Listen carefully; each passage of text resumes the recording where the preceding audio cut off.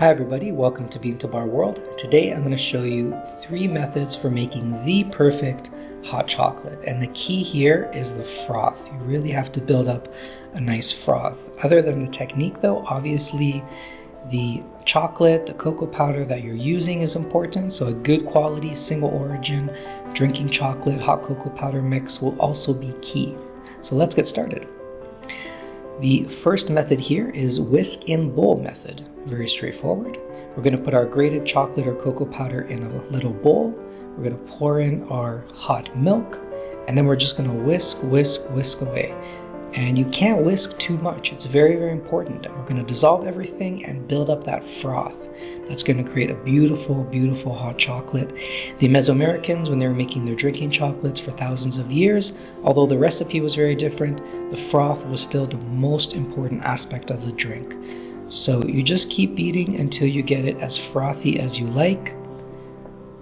Back and forth. If you've ever made a matcha from scratch, similar idea.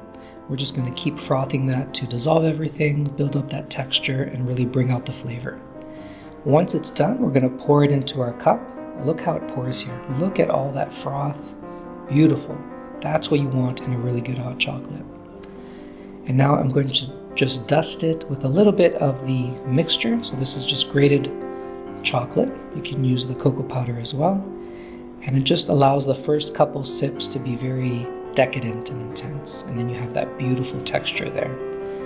So very simple, but key steps to making it good is the froth. Now another method is using the manual frother. This is something I actually sell on my website at beantobarworld.com. And what it does is, without batteries, without electricity, it beats up the froth in the cup you're going to drink from. So the benefit of this is you don't need another bowl or anything else. You just put your mixture and the milk in the cup you're going to drink from, press down on the beater, and it will beat up a froth like you've never seen before. This is my favorite method. I love using this. It's very clean, doesn't take too long, and it does really build a beautiful froth. Look at that froth. Beautiful, thick, luxurious. Texture is very important to a good drinking chocolate. Now another method, which is very simple, is the blender method. Great for those who are on the go. Maybe you don't want to take the time to whisk it yourself, something quick to have ready in the morning. Or maybe someone just likes to use their blenders a lot. You have it accessible. So I'm going to put my chocolate in there. And a couple of tips. If you want to increase the froth, a couple things you can add is a little bit of milk powder and or large chunky crystalline sugar.